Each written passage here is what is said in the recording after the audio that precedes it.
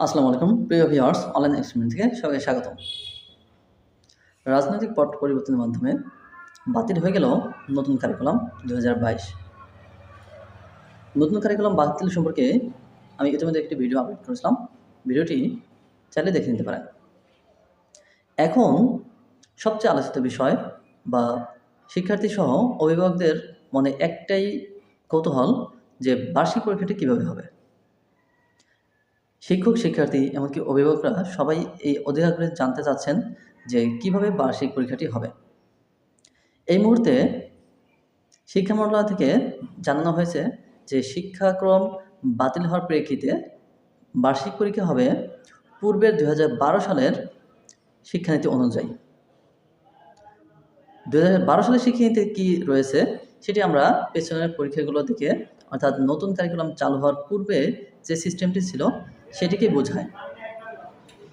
কী রয়েছে সেই 2012 সালের শিক্ষানীতিতে তা আমরা দেখে নেব। তার আগে যদি আমার চ্যানেলটি নতুন হয়ে থাকেন তাহলে অবশ্যই চ্যানেলটি সাবস্ক্রাইব করে রাখবেন শিক্ষা বিষয়ক সকল আপডেট পেতে, এবং যদি ফেসবুক থেকে দেখে থাকেন তাহলে পেজটি ফলোতে রাখবেন। শিক্ষানীতি 2012-তে ছিল সৃজনশীল এবং কাঠামোগত প্রশ্ন, কিন্তু হুবহু সৃজনশীল বা কাঠামোগত প্রশ্নেও বার্ষিক পরীক্ষা হবে না। আমাদের শিক্ষা উপদেষ্টা তিনি জানিয়েছেন যে বার্ষিক পরীক্ষা হবে সৃজনশীল এবং কিছু বাস্তবতা অভিজ্ঞতা ভিত্তিক, সম্মিলিতভাবে এবং সব কিছু মিলিয়ে মুখস্থ নির্ভর নয় এবং শুধু অভিজ্ঞতা সম্পন্ন নয়, মুখস্থ, অভিজ্ঞতা, নৈর্বৃত্তিক, শূন্যস্থান সব কিছু মিলিয়েই আমাদের বার্ষিক পরীক্ষাটি অনুষ্ঠিত হবে। প্রায় 1 কোটি শিক্ষার্থী এই মুহূর্তে একটি কৌতূহলের মধ্যে রয়েছে বা একটি অস্পষ্টতার মধ্যে রয়েছে। তো শিক্ষা বোর্ডের কাছে অনুরোধ করব যেন খুব শীঘ্রই এটি জানিয়ে দেওয়া হয়, অর্থাৎ শিক্ষা প্রতিষ্ঠানে জানিয়ে দেওয়া হয় যে কীভাবে বার্ষিক পরীক্ষাটি হবে। তো আমরা ইতিমধ্যে জেনেছি যে এনসিটিভি এই সিলেবাস তৈরির কাজ করছে এবং প্রশ্ন তৈরিও কাজ করছে তারা, যে কীভাবে শিক্ষাক্রমটি হবে। আর সবচেয়ে একটি উল্লেখযোগ্য কথা হচ্ছে যে শিক্ষানীতি অনুযায়ী নতুন প্রশ্ন কাঠামোটি খুব শীঘ্রই, অর্থাৎ আগামী সপ্তাহের মধ্যেই একটি মডেল প্রশ্ন শিক্ষা প্রতিষ্ঠানে পাঠিয়ে দেওয়া হবে। সেই অনুযায়ী শিক্ষকরা ব্যবস্থা নেবেন এবং সেই অনুযায়ী পাঠ কার্যক্রম পরিচালনা করবেন। তাহলে এখন আমরা দেখে নেব যে শিক্ষানীতি অনুযায়ী নতুন যে প্রশ্ন কাঠামো সেই বার্ষিক পরীক্ষাটি অনুষ্ঠিত হবে, কীভাবে অনুষ্ঠিত হবে তা এখন আমরা এক নজর দেখে নেব। জাতীয় শিক্ষাক্রম 2012, এখানে বলা হয়েছিল কর্ম ও জীবনমুখী শিক্ষা 6ষ্ঠ থেকে 8ম শ্রেণী, তথ্য ও যোগাযোগ প্রযুক্তি 6ষ্ঠ থেকে 10ম শ্রেণী, ক্যারিয়ার শিক্ষা 9ম এবং 10ম শ্রেণী। প্রবাহিত চিত্রের মাধ্যমে আমরা যদি 2012 সালের শিক্ষাক্রমটি দেখি তাহলে এখানে দেওয়া হয়েছে শিক্ষক অবস্থার বিশ্লেষণ করবেন, তার থেকে শিক্ষার্থীরা করবেন।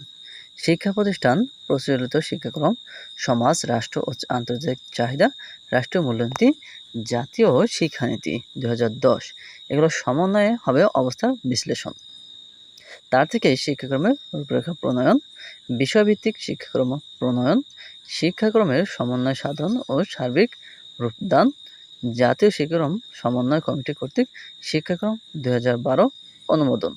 এখানে আরেকটি প্রবাহ চিত্র দেওয়া হয়েছে যেখানে উচ্চশিক্ষার কথা বলা হয়েছে, সাধারণ, মাদ্রাসা বা পেশাগত।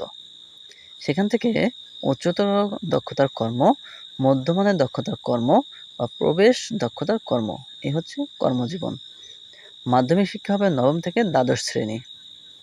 কারিগরি শিক্ষা, উচ্চতর দক্ষতা বৃত্তিমূলক শিক্ষা এবং বৃত্তিমূলক শিক্ষা। প্রাথমিক শিক্ষা বা ইবতেদায়ী হবে 1ম থেকে 8ম শ্রেণী, তার নিচে থাকবে প্রাক প্রাথমিক শ্রেণী। বিষয় কাঠামো, 6ষ্ঠ থেকে 8ম শ্রেণীর বিষয় কাঠামো, নম্বর ও সময় বন্টন। সকল ধারার আবশ্যিক বিষয়, বাংলা 150 নম্বর পরীক্ষা হবে। আমরা জানি বাংলা প্রথম পত্রে 100 এবং দ্বিতীয় পত্রে 50। ইংরেজিতেও তাই, ইংরেজি প্রথম পত্রে 100 এবং দ্বিতীয় পত্রে 50। গণিতে 100 মার্ক, বাংলাদেশ ও বিশ্ব পরিচয় 100 মার্ক, বিজ্ঞান 100 মার্ক, তথ্য ও যোগাযোগ প্রযুক্তি 50 মার্ক। সেখানে সপ্তাহে ক্লাস থাকবে বাংলায় 5টি, ইংরেজিতে 5টি, গণিতে 4টি, বাংলা বিশ্ব পরিচয় 3টি, বিজ্ঞান 4টি, তথ্য যোগাযোগ প্রযুক্তিতে 2টি এবং সাময়িক এবং বার্ষিক পরীক্ষারও সেখানে সময় বন্টন করে দেওয়া হয়েছে।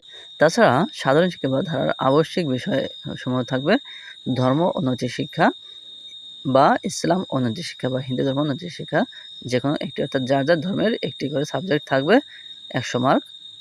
এতে সাপ্তাহিক 3টি ক্লাস থাকবে এবং সাময়িক 53টি ক্লাস, আর মোট 106টি ক্লাস। শারীরশিক্ষা ও স্বাস্থ্য 50 মার্ক, সপ্তাহে 2টি করে ক্লাস থাকবে।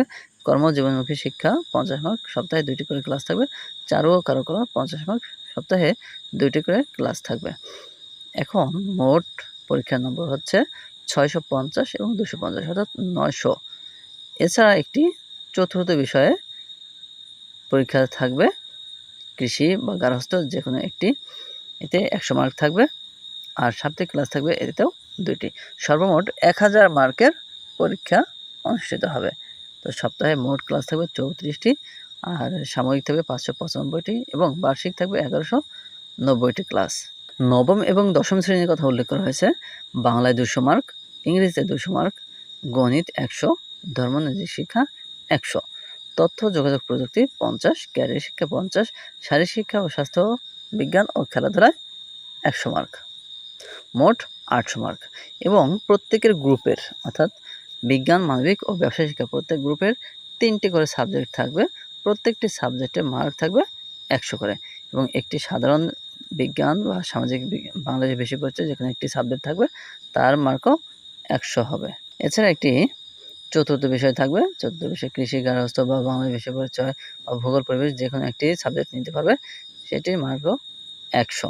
সর্বমোট 1300 মার্কের পরীক্ষা অনুষ্ঠিত হয়। সাপ্তাহিক ক্লাস থাকবে 36টি, সাময়িক 576টি এবং বাৎসরিক 1152টি মোট ক্লাস থাকবে।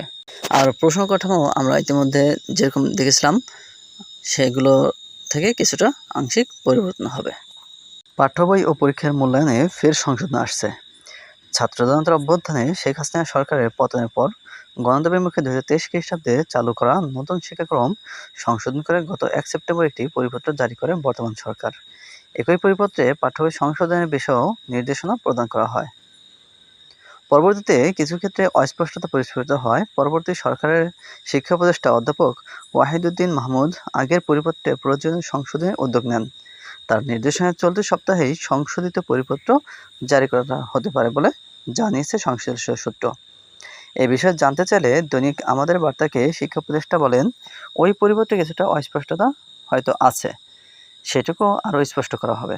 ওই পরিপত্রে বলা হয়েছিল, বিদ্যমান পুস্তক থেকে যেগুলো অভিজ্ঞতা ভিত্তিক কারিকুলামের উপর লিখিত, যাকে আমরা নতুন কারিকুলাম বলে জানি, সেখান থেকে সংশোধন করে 2025 খ্রিস্টাব্দে 6ষ্ঠ থেকে 9ম শ্রেণী পর্যন্ত বই শিক্ষার্থীদের মাঝে বিতরণ করা হবে। তার কয়েকটি কারণ ছিল। একটি হচ্ছে সময় স্বল্পতা, দ্বিতীয়টি হচ্ছে ইতিমধ্যে সেই বইয়ের টেন্ডার হয়ে গেছে, তৃতীয়ত পূর্ববর্তী বইয়ের কিছু চ্যাপ্টার পুরনো কারিকুলামেও যেতে পারে। কিন্তু দেশের শিক্ষা বিষয়ক একমাত্র পূর্ণাঙ্গ ডিজিটাল পত্রিকা দৈনিক শিক্ষা.com। শিক্ষা উপদেষ্টা আরও বলেন, আমরা পুরনো কারিকুলামে যাব, এক্ষেত্রে টেন্ডারের সমস্যা হলে সেটিও দেখব এবং নির্ধারিত সময়ের মধ্যেই শিক্ষার্থীদের হাতে বই পৌঁছে দেওয়ার ব্যবস্থা করব। গত 1 সেপ্টেম্বর পরিপত্র অনুযায়ী 6ষ্ঠ থেকে 9ম শ্রেণী পর্যন্ত বার্ষিক পরীক্ষা বিদ্যমান বা 2023 খ্রিস্টাব্দে চালু হওয়া নতুন কারিকুলাম থেকেই হবে। প্রশ্নগুলো হবে সৃজনশীল ও জ্ঞান নির্ভর, তবে হুবহু মুখস্থ নির্ভর নয়। কিছু প্রশ্ন উদ্দীপক থাকবে, কিছু প্রশ্ন হবে উদ্দীপক ছাড়া, তার মানে পুরোপুরি কাঠামোবদ্ধ সৃজনশীল নয়।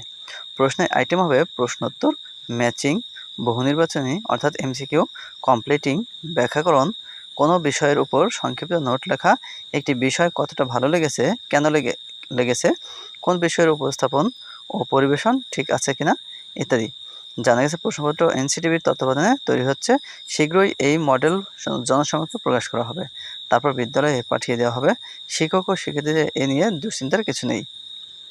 এখন নিয়মিত ক্লাস করা, উপরিল্লিখিত বিভিন্ন আইটেমের প্রশ্নের অনুশীলন করা শিক্ষক ও শিক্ষার্থীদের প্রধান কাজ হওয়া উচিত। এর আগে গত 1 সেপ্টেম্বর জারি করা পরিপত্রে বলা হয়, জাতীয় শিক্ষাক্রম 2022 এর বিষয়ে মাঠ পর্যায়ের অভিজ্ঞতা তথা অংশীজনদের অভিমত, গবেষণা জরিপ থেকে প্রাপ্ত তথ্য অনুসারে এই শিক্ষাক্রম বাস্তবায়নে শিক্ষকদের প্রস্তুতির ঘাটতি পাঠ্য বিষয়বস্তু ও মূল্যায়ন পদ্ধতি সম্পর্কে অস্পষ্টতা ও নেতিবাচক ধারণা, প্রাতিষ্ঠানিক সক্ষমতার প্রকট অভাব ইত্যাদি নানাবিধ বাস্তব সমস্যা থাকায় শিক্ষাক্রম বাস্তবায়নযোগ্য নয়। প্রিয় ভিউয়ার্স, আমরা দেখে নিলাম যে কীভাবে আমাদের বার্ষিক পরীক্ষাটি অনুষ্ঠিত হবে। তাই আমরা আশা করি খুব শীঘ্রই আমরা আরও আপডেট জানতে পারবো। আর আপডেট জানার সাথে সাথে আপনাদেরকে জানিয়ে দেওয়া হবে যে শিক্ষা বিষয়ক কী কী পরিবর্তন হলো। তাই ভিডিওটি ধৈর্য সহকারে দেখার জন্য সবাইকে অসংখ্য ধন্যবাদ। সবার জন্য শুভকামনা রইল। আল্লাহ হাফেজ।